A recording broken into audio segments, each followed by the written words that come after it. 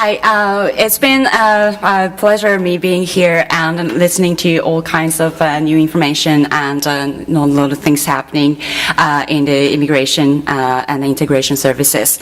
And then as we all know that there's a drastic shift in the policy change in terms of immigration of all kinds, like skilled worker stream now turned into express entry, and there's drastic change happening into the family class immigrants and the refugee policy areas.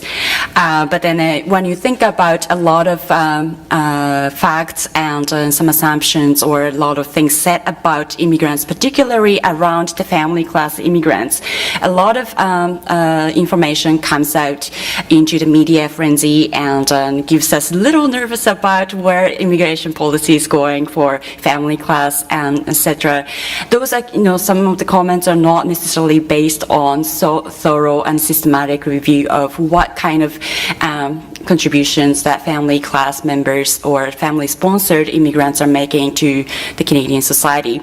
And when you think about the polling result, which came back in 2012, immigrants chose to Canada to be for family purposes or for pursuit of lifestyle, followed by the economic or the career development.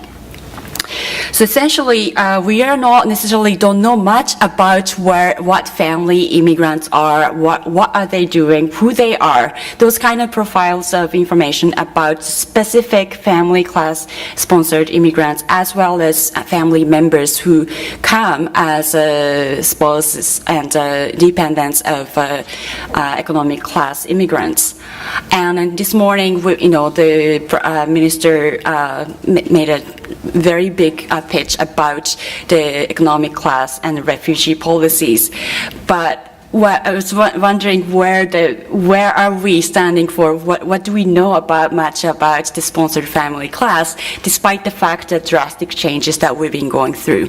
So based on this lack of, well, not necessarily a lack, but based on some sort of like a gap in the knowledge about the family class, what they're doing, who they are, particularly for provincial level information for small provinces like Nova Scotia and Atlantic Canada, there's a huge gap to know more about family class and what they're doing.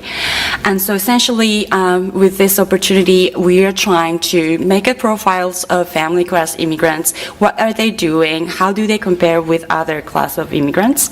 And family is often family class immigrants are often denoted as anchoring effect of the skilled immigrants in the region. It is repeatedly provided, the facts are repeatedly provided to show that those who come as a family member are tending to stay in the provinces of destination.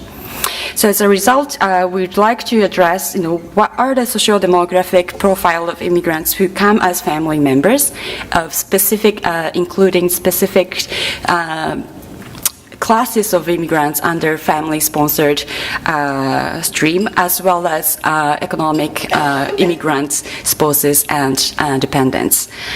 So that's what we are trying to do. And in terms of policy implication, well, it's pretty much obvious at this point, I guess.